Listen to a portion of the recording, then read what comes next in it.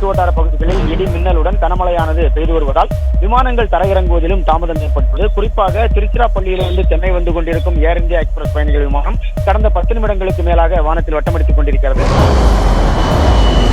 God, please help us.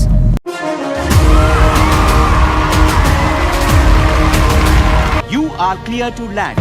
Sir.